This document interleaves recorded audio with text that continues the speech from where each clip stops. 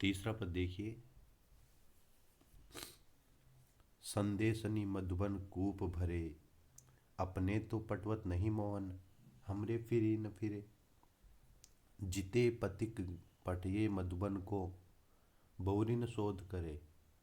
के वे श्याम सिखाए प्रबोधे, के कहूँ बीच मरे। कागद गरे मेघ मसीखूटी, सर दव लागी जरे। सेवक सूर लिखन को आंधो, पलक कपाट अरे। आगे गोपियां कह रही हैं, गोपियां भगवान श्री कृष्ण को कई बार गोकुल से पत्र लिख लिख करके मथुरा भेजती हैं, और किसी भी पत्र का जब जवाब नहीं आता है तो दुखी होकर के गोपियां कह रही हैं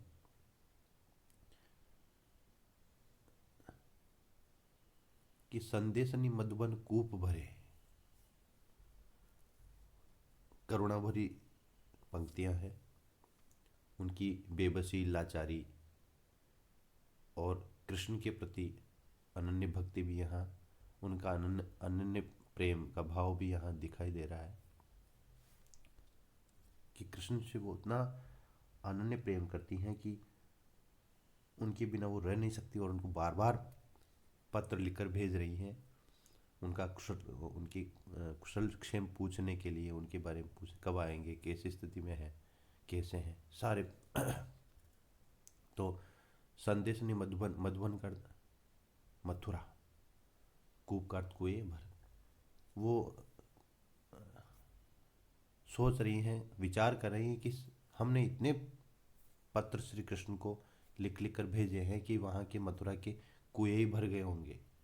अर्थात कुएं भर जाने से तात्पर्य हमने बहुतायत में श्री कृष्ण को पत्र भेजे हैं, लेकिन एक का भी जवाब हमारे पास नहीं आया। अब जवाब वापस नहीं आया तो उसके पीछे गोपियाँ कई प्रकार के अंदाजे लगा रही हैं, विचार कर रही हैं, कल्पना कर रही हैं, और कह रही हैं अपने तो पटवत नहीं मोहन, हमरे फिरी न फिरे।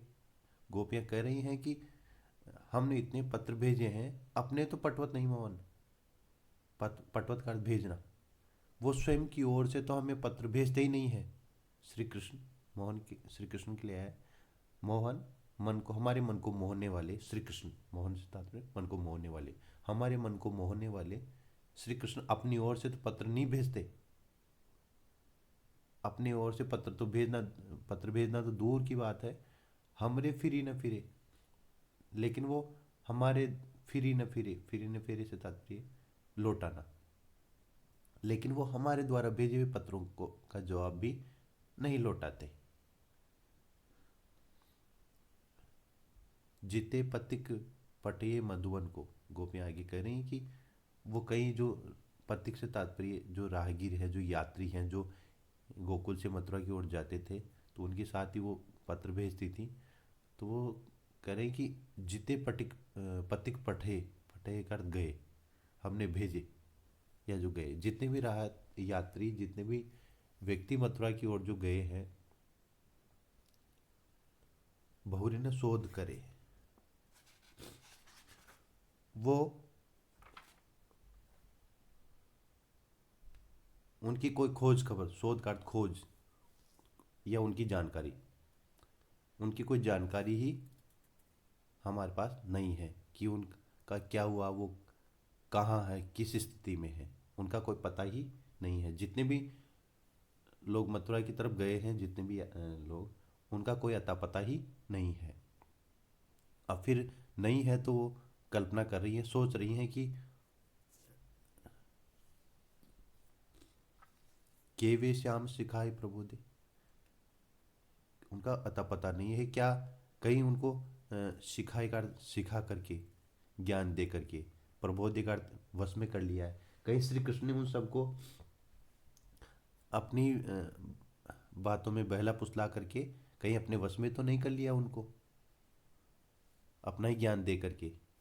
या के कहूँ बीच मरे, क्या कहीं कोई इस बीच राह में ही, रास्ते में ही नहीं मर गए हों, कहीं वो पत्र लेकर श्री कृष्ण के पास पहुँचे ही नहीं हो। इस प्रकार से वो सोच विचार कर रही हैं। फिर आगे सोच रही हैं कि कागत गरे मेघ मसी खूटी सर दऊ लागी जरे। हो सकता है फिर अंदाजा लगा रही हैं कि हो सकता है श्री कृष्ण ने हमें पत्र लिखने का प्रयास तो किया हो, लेकिन कहीं वहाँ के मथुरा के सारे कागज का कागज गरे का गल गए हो। मेघ का मेघ की बारिश, मेघ का यहाँ हम बारिश से अर्थ ले लेंगे कि कहीं वहाँ बारिश इतनी ज़्यादा हुई हो तो कहीं सारे कागज ही गल गए हों पानी में, इसलिए भी वो नहीं लिख पा रहे हों। मसी खूटी, मसी का स्याही, खूटी का सूख गई हो। और हो सकता है वहाँ पत्र लिखने के लिए जो स्याही काम में आती है वो सूख गई हो, तो उसके अभाव में पत्र नहीं लिख पा रहे हो। अथवा हो सकता है सर दऊ लागी जरे, सरकार सरकंडा, जो कागज लिखने के लिए जो कलम काम में ली जाती है, लकड़ी की जो टहनी से डंठल से सरकंडे से कलम बनाई जाती है।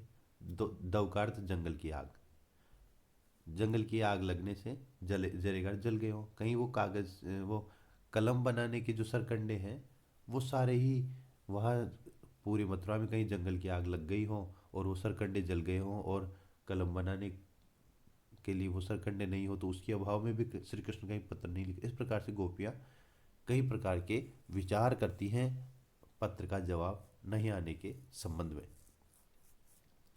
आगे अंतिम पंक्ति, सेवक सूर लिखन को आंधो पलक कपाट अरे। सूरदास जी कह रहे हैं, सूरदास जी गोपियों के माध्यम से कह रहे हैं कि गोपियां कह रही कि हम तो लिखते लिखते ही अंधी हो गई हैं हमारी आंखें, हमने इतने पत्र श्री कृष्ण को भेज दिए हैं कि हम तो हमारी आंखों से हमें कुछ दिखता ही नहीं है। पलक कपाट अरे, अब तो हमारी आंखों की जो पलकें हैं और उनके दरवाजे, कपाट का दरवाजा वो बंद हो गए। लिखते लिखते हम अंधे ही हो गए हैं, हमें दिखना ही, कपाट हटने से तात्पर्य हमने दिखना ही बंद हो गया, अर्थात अब हम पत्र लिखने में भी असमर्थ हो गई है।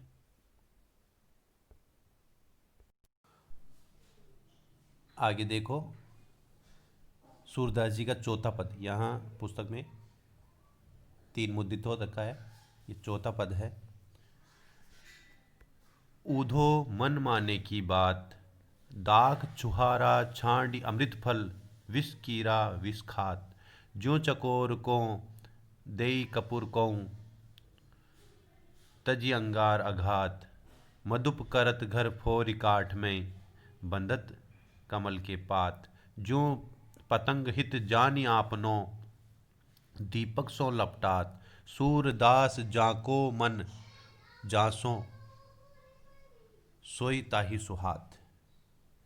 फिर पहले के क्रम में गोपियाँ, उद्धव से वार्तालाप चल रहा है गोपियों का, और पहले की तरह ही वो उल्हना दे रही है उद्धव को। उद्धव पर ब्रह्म की भक्ति करने का एक तरीका लेकर आया था गोपियों के पास, एक श्री कृष्ण का संदेश लेकर आया था कि वो जो कण कण में विद्यमान है ईश्वर, उनकी भक्ति करे गोपियाँ। तो उसको वो बात, उद्धव की बात का जवाब देती हुई गोपियाँ कह रही है कि हे उद्धव, मन माने की बात, अरे उद्धव तुम हमें श्री कृष्ण को छोड़ करके और परब्रह्म की भक्ति करने की सलाह दे रहे हो, लेकिन हम श्री कृष्ण को नहीं छोड़ सकते। ये तो प्रत्येक व्यक्ति का जो मन है उसके मानने की बात है। जिस व्यक्ति के मन को जो चीज़ अच्छी लगती है वो वही करता है। जैसे दाग चुहारा छांडी अमृत फल, विष कीड़ा विष खात। जैसे विष का जो कीड़ा होता है उसको यदि दाग और छुहारे यदि उसको मिल जाए खाने के लिए तो भी उस दाग को, अब दाग के अर्थ में हम मुनक्का को भी दाग कहते हैं और अंगूर के लिए भी दाग शब्द आता है। तो मुनक्का, किशमिश कहो, अंगूर कहो, और छुहारा जैसे अमृत फल, मीठे, अमृत का मतलब मीठे या स्वादिष्ट फलों को छांट कर छोड़कर त्याग कर विष का जो कीड़ा होता है वो ऐसे जो स्वादिष्ट जो मीठे जो फल हैं उनको छोड़कर वो विष को ही खाता है। अब उसको विष अच्छा लगता है, तो गोपियाँ कह रही है उद्धव से कि ये तो अपने अपने मन को अच्छी लगने वाली बात है, जिसके मन को जो अच्छा लगता है वो उसी से जुड़ता है, वो उसी से प्रेम करता है। फिर उदाहरण दे रही है, फिर कह रही गोपियाँ, जो चकोर को देई कपूर कहूँ तजी अंगार अघात। जैसे चकोर पक्षी होता है, चकवा, अब उसको कोई ऐसा कपूर दे दे खाने के लिए। कपूर की जो प्रकृति होती है वो शीतल होता है कपूर, और सुगंधित होता है। अब ऐसे अच्छी चीज को भी, कोई अच्छी चीज भी चकोर को दी जाए तो उसको छोड़ देगा। तजी अंगार अघात, तो उसको छोड़ करके उसको अंगारे, अंगारे ही अच्छे लगते हैं। अघात का मतलब अच्छे लगना, उन अंगारों से ही वो प्रसन्न होता है। तो ये तो अपने अपने मन के मानने की बात है। फिर आगे कह रही गोपियाँ उद्धव से कि मधुप करत घर फोड़ काठ में बंधत कमल के पात। जैसे भौरा होता है, उसमें इतनी ताकत होती है, इतनी शक्ति होती है कि वो काठ, जो लकड़ी है मजबूत होती है, उस मजबूत लकड़ी को भी वो फोड़ करके, अपने मुंह से फोड़ करके उसमें छेद करके और अपना घर बना सकता है, घर बना लेता है। घर बनाने की उसमें मजबूत लकड़ी में भी छेद कर नहीं सकती है, परंतु बंधत कमल के पात, लेकिन वो कमल के पत्तों से उसका प्रेम है, लगाव है, इसलिए वो उन कमल के पत्तों में बंद हो जाता है और पूरी रात भर उन्हीं में बंद रहता है। और उसमें ताकत होने के बावजूद भी वो उसको हटा करके, उनको छेद करके कमल के पत्तों को, और उनसे बाहर नहीं निकलता। उस भंवरे का कमल के पत्तों से प्रेम है, वो उनसे प्रेम करता है, इस वजह से वो उनमें उनके साथ रहता है, उन्हीं में बन जाता है। फिर आगे कह रही और गोपियाँ कि जो पतंग हित जानी आपनो दीपक सो लपटात। फिर गोपियाँ उद्धव से कह रही कि जिस प्रकार से जो पतंगा होता है, कीट पतंगा होता है, अब जो दीपक है, दीपक की जो लौ है वो घातक होती है, जला देती है, पर वो पतंगा, कीट पतंगा दीपक की लौ से अत्यधिक प्रेम करता है। इस वजह से वो हित जानी आपनो, वो उसको अपना हितकारी समझता है कि ये मेरा हितैषी है, उसका उससे प्रेम है, तो उसको हितैषी समझ करके, और वो दीपक की लौ में वो कीट पतंगा जा करके और उसी लौ के पास में जाकर उसमें जलकर भस्म हो जाता है। भले वो अपने प्राण त्याग दे, पर वो अपने जिसको वो चाहता है, जिसको जो अच्छा लगता है, वो उससे दूर नहीं रह पाता, वो उसको नहीं छोड़ पाता है। आगे कहा गया कि सूरदास जाको मन जासो सोई ताही सुहात। सूरदास जी कह रहे हैं कि गोपियों ने उद्धव से कहा कि हे उद्धव, जिसका मन जिससे लग जाता है उसे वही अच्छा लगता है और वह उसी से प्रेम करता है। ऐसे गोपियों ने उद्धव को समझाया कि उद्धव, तुम हमें इस श्री कृष्ण से हट करके और परब्रह्म की भक्ति करने की जो सलाह दे रहे हो, तुम वो सलाह अपने पास ही रखो। हमारे मन को श्री कृष्ण अच्छे लगते हैं तो हम उनको नहीं छोड़ सकते।